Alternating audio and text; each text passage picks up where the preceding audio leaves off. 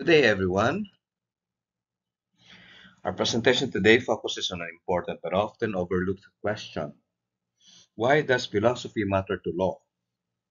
Many law students, legal practitioners, and even judges assume that law is purely technical, that as long as you know the statutes, case law, and procedural rules, that is enough. But Professor Emmanuel Q. Fernando, in his 1998 essay, The Relevance of Philosophy to Law, challenged this misconception. He argued that law cannot stand on its own as a self-contained discipline. Law is deeply connected to philosophy because philosophy gives us the tools to ask fundamental questions about justice, rights, fairness, and moral obligations of both individuals and the governments. And in this talk, we will unpack how philosophy enriches the law, why it is indispensable in legal education and legal practice, and how it ensures that our legal system remains not only technically valid but also morally sound.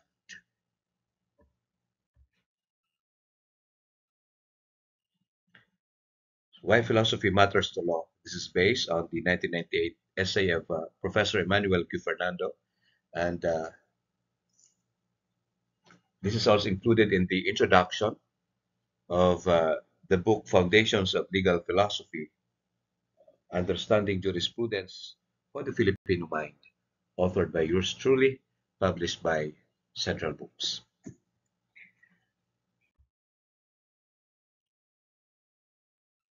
Many people, including lawyers themselves, believe that law is closed, independent system.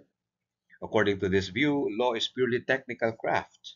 You apply statutes, cite precedents, and follow procedures.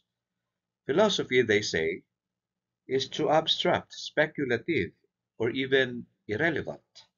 This misconception assumes that law explains itself, that legal rules and doctrines are sufficient to resolve any case. Fernando strongly rejects this notion. He reminds us that while law does have rules and doctrines, these rules do not answer the deeper moral and conceptual questions that arise in real legal disputes. If we see law only as a self contained technical discipline, we risk reducing it to mechanical rule following, detached from human values and justice. It is important to remember that laws are not just about applying rules. Rules provide guidance, but they cannot answer questions like what is justice? What counts as fairness? What makes a right worth protecting? These are normative concerns, not merely technical ones. Philosophy is necessary because it equips us to examine whether a law is just, whether rights are real or artificial, or whether duties imposed by law are morally legitimate. Without philosophy, law risks becoming a rigid, mechanical system that simply enforces procedures without questioning whether outcomes are just. Philosophy prevents this by forcing us to reflect critically on the principles that underlie law and ensuring that legal outcomes are not only technically valid but also ethically defensible. Consider some of the most basic yet difficult legal questions. First, what makes something just? Justice cannot be reduced to simple rule following. A law may exist, but if it discriminates or oppresses, can we really call it just?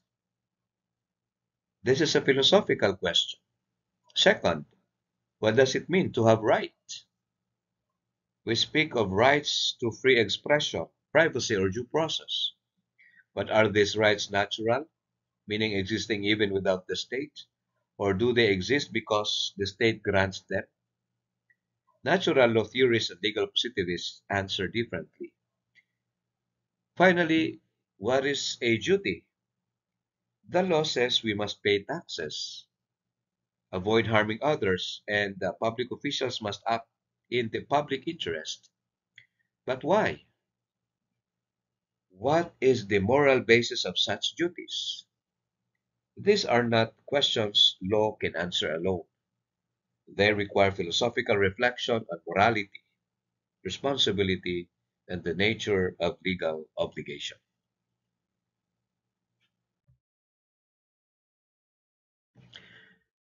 In legal practice, especially judicial decision making, philosophy is indispensable. Judges do not simply read the law literally, they interpret it. But interpretation is never neutral. It involves choices about meaning, context, and underlying values. For example, when a statute's literal wordings lead to an unjust result, judges may need to invoke principles of fairness, proportionality, or human dignity. These principles are not strictly found in the text. They come from moral and political philosophy. This shows us that law is not just about technical application, but also about moral reasoning. Judges often ask, is this punishment proportionate? Does this law unjustly harm a vulnerable group? Philosophy provides the intellectual tools to resolve these questions responsibly. There are many situations where law by itself cannot give us the full answer. Take the classic tension between free speech and national security. The Constitution protects freedom of expression, but it also allows regulation when public order is at risk. How do we balance the two? The text does not give us an easy formula. Philosophical reasoning about the limits of rights and state power is necessary. Any, like another example, protecting vulnerable sectors. Suppose a law is applied in a way that burdens the poor or marginalized. Legally, it may be correct, but is it fair? Again, philosophy asks us to reflect on equality and justice. These cases show that legal texts and precedents are not enough. We need philosophy to navigate deeper moral conflicts. Philosophy is often called a second order discipline. While first order disciplines like law, science, and politics directly regulate human life, philosophy steps back and asks what assumptions underlie these disciplines. For law, philosophy asks what do we mean by justice? What is fairness? What is right? These questions keep law from being reduced to a blind rule application. For example, we might all agree that people should be treated equally. But what does equality really mean? Equal treatment of unequals may actually be unfair. Philosophy forces us to clarify these ideas and ensures that the law is built on concrete, um, coherent, and morally defensible principles.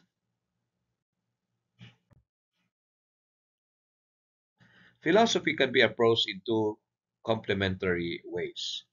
First is the public oriented, problem oriented approach. This asks the big, timeless questions.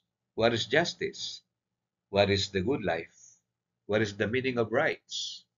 These are fundamentally important not only for ethics but for law itself. The question and the second is the method-oriented approach, which focuses less on the questions and more on the methods of reasoning, conceptual analysis, logical argumentation, and clarity of terms. For instance, when we analyze the concept of justice, we break it down into fairness, equality, proportionality, and rights. This approach is especially useful in law, where vague concepts must be applied with precision. Together, both approaches show how philosophy equips legal reasoning with depth and rigor. It is also important to distinguish these three related fields. Jurisprudence, legal theory, and philosophy of law. Jurisprudence is the broadest. It looks at the general principles common to all legal systems, often using history, sociology, and economics. Legal theory, the other hand, is narrower.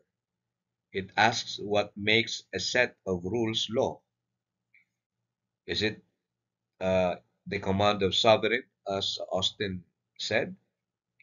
Is it acceptance of rules, as H.L.A. Hart argued? And finally, we have philosophy of law. Philosophy of law is normative. It asks, what should the law be? Should we obey unjust laws? What moral principles justify punishment? These three overlap, but their distinctions help us see how philosophy enters law at multiple levels, from describing it to analyzing its structure and to questioning its morality. Philosophy contributes in very concrete ways. It clarifies concepts like rights, duties, and justice, which are often vague. It prevents circular reasoning.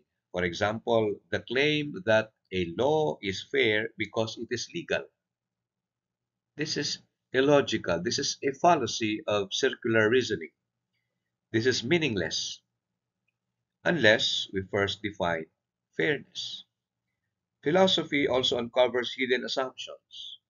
For instance, the idea of equality before the law may seem neutral, but if it ignores deep social inequalities, it actually perpetuates unfairness. Finally, philosophy provides rational justification for legal rules. Instead of relying on tradition or authority alone, philosophy asks, why should this rule exist? Is it consistent with justice and human dignity? Philosophy is essential in legal education. It trains future lawyers to think critically, to question assumptions, and to reason clearly. This makes them not just better lawyers, but also better human beings. A lawyer is not only a technician applying rules, but also a moral agent whose decisions affect lives and communities. Philosophy encourages reflection on justice, fairness, and dignity. These are values at the core of law. For judges, philosophy provides intellectual tools to decide hard cases where the law is ambiguous.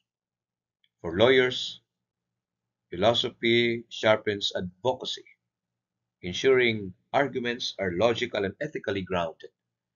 In short, philosophy makes legal reasoning deeper, clearer, and more humane.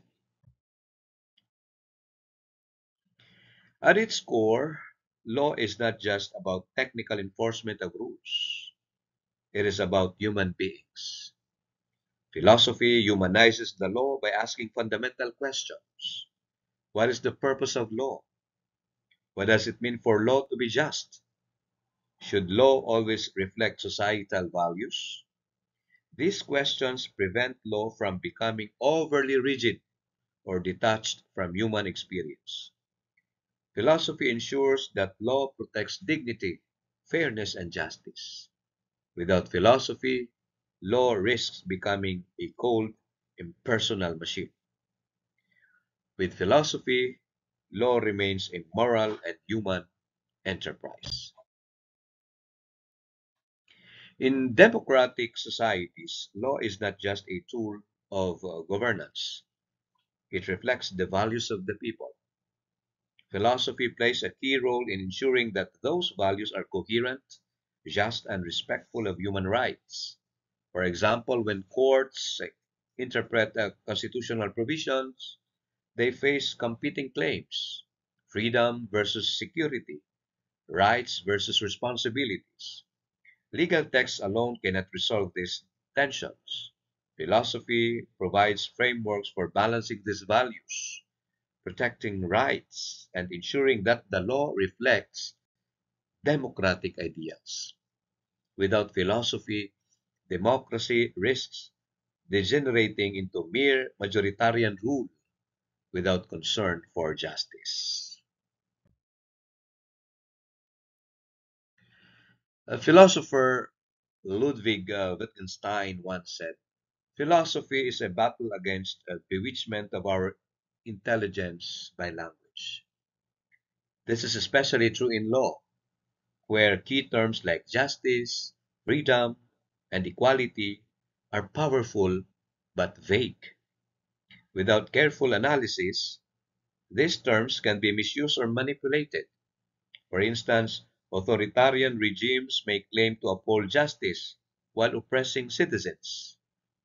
Philosophy protects us from such misuse and by clarifying meanings and ensuring consistent interpretation. In short, philosophy safeguards the integrity of legal language, preventing it from becoming a tool of deception or oppression.